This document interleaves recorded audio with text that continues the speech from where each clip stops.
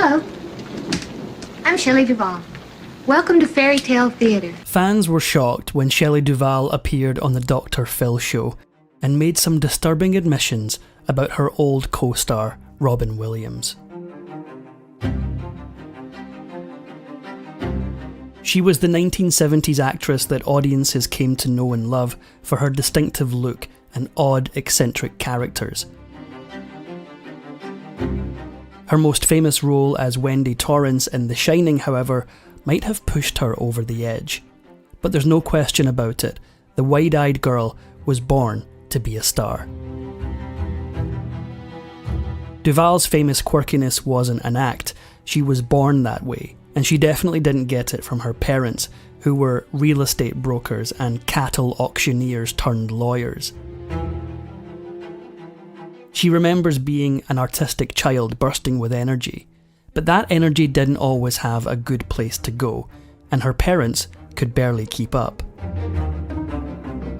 She would rip around their house, knocking things over and leaving chaos wherever she went. Her mother eventually gave her the nickname Manic Mouse. As a child, Duvall never considered a career in entertainment, despite her entertaining personality. In fact, she wanted to be a scientist, and at first, that's what she pursued. But one gruesome moment changed everything. One fateful day in biology class, her teacher had the students observe a vivisection of a monkey. Her gentle heart and stomach couldn't take it. Once she decided that science wasn't for her, she went on to study nutrition and diet therapy at South Texas Junior College. She then found a job selling cosmetics at a department store and put her distinctive looks to work as a model. It looked like she was going to lead a fairly quiet life, but then a chance encounter put her on a different path. In 1970, Duvall became engaged to and married an artist named Bernard Sampson. To help showcase her fiancé's work, Duvall decided to throw a party. By chance, 3 members of the crew for director Robert Altman's film Brewster McCloud happened to be in attendance, but they weren't there scouting out her fiancé's artwork. Fascinated and enthralled by Duvall's unique look, boundless energy, and hyper-enthusiasm, the crew members devised a plan. They told Duvall to collect some of the paintings and present them to a group of art patrons. Unbeknownst to Duvall, however, the art patrons were director Robert Altman and producer Lou Adler. After this, her life would never be the same.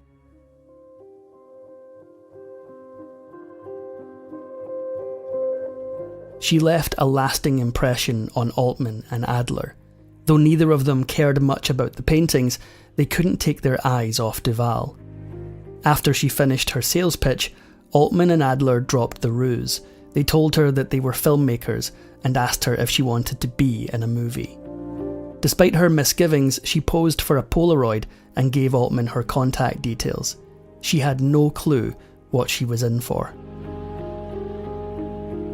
For the first 6 or 7 years of her acting career, Duvall worked almost exclusively with Altman, becoming one of his favourite collaborators.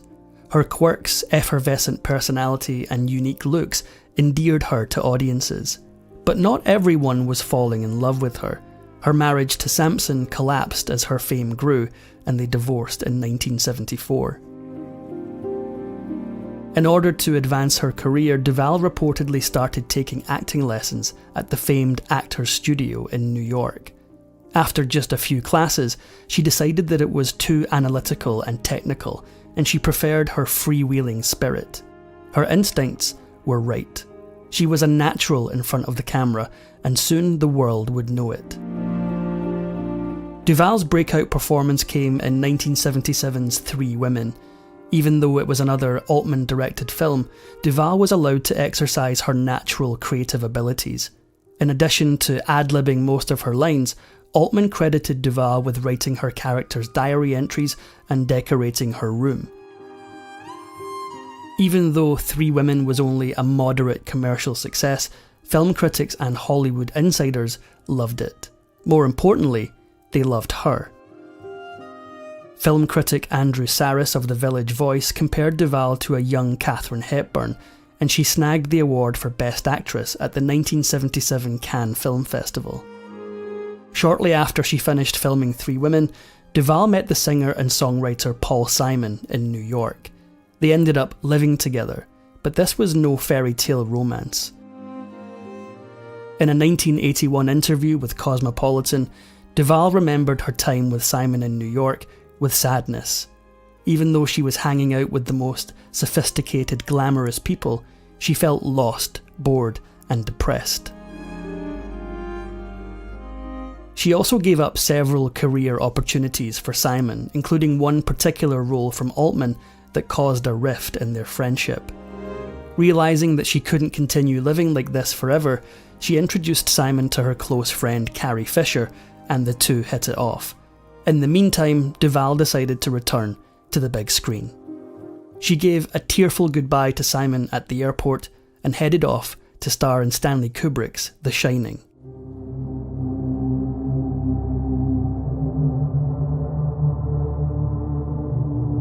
Duvall's performance as Wendy Torrance in 1980's The Shining would turn out to be one of her most enduring roles ever, but it didn't come easily.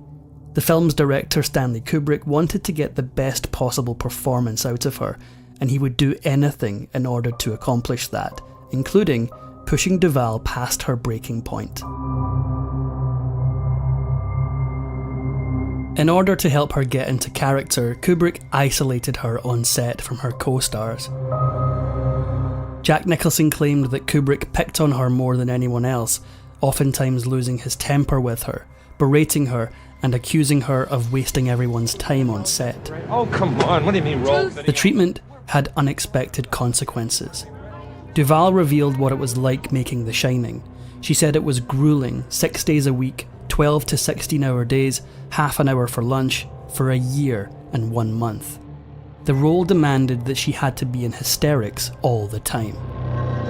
All of those tears came at a cost. More often than not, Kubrick would demand several retakes of highly dramatic scenes, and Duvall would naturally run out of tears. But not producing the waterworks when Kubrick yelled action wasn't an option, so she walked around with a bottle of water to remain hydrated.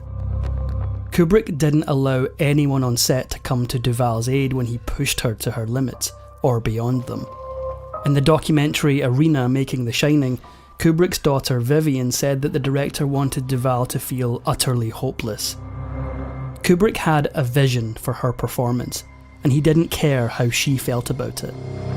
Perhaps the best example of Kubrick pushing Duvall past her breaking point was the infamous baseball bat scene. To really get Duvall to the point of exhaustion, Kubrick had her do 127 takes, the most for any scene in film history. Unsurprisingly, all that stress finally took its toll. Duvall complained about nervous exhaustion and physical illness from the stress of filming with Kubrick, but that wasn't even the worst of her symptoms. Throughout filming, Duvall was shedding her hair. After filming wrapped, she went to Kubrick with the clumps of hair that had fallen out because of how he treated her. After everything she went through in the making of The Shining, Duvall didn't even receive praise from critics or audiences. In fact, she even received the worst honour in Hollywood for her portrayal of Wendy Torrance, a nomination for a Golden Raspberry for Worst Actress. Thankfully, history was a little kinder than Kubrick was. Honestly, don't think the lines are going to make an awful lot of difference. In time, audiences learned all that Duvall had endured at Kubrick's hands. One of the co-founders of the Golden Raspberries felt so bad that they retracted the nomination. In spite of the way he treated her, Duvall still liked and respected Kubrick, and at the very least, Kubrick got what he wanted. He was impressed by Duvall's performance in the final film. After such a taxing experience with Kubrick, Duvall teamed up with Altman once again to make the 1980 film Popeye. Altman cast Duvall in the role of Olive Oyl, a role that she had been born to play. Seriously, all throughout grade school, Duvall's classmates teased her and called her Olive Oyl. Once again, critics panned the film even though it was a box office success, but this time they heaped praise on Duvall. Famed film critic Roger Ebert wrote, "Shelley Duvall is like a precious piece of china with a tinkling personality. She looks and sounds like almost nobody else." Far from the shrieking and shrinking character of Wendy Torrance in The Shining, Duvall learned to love Olive Oyl and embrace their similarities. Despite the fact that Olive is a cartoon, Duvall felt like she had more depth than any character she'd ever played. Hey, I want to carry him for a walk. For the next 20 years, Duvall switched gears entirely. She began spending more time behind the camera, producing and narrating children's and young adult shows. In fact, that's how she met her longtime boyfriend, Dan Gilroy, in 1989, and she imagined a life far away from Hollywood. After a devastating earthquake in 1994 rocked her Los Angeles home, Duvall returned to her home state of Texas. By 2002, she had all but stopped any kind of work in the film and TV industry and disappeared from the public eye. But when she finally reappeared, her fans barely recognised her.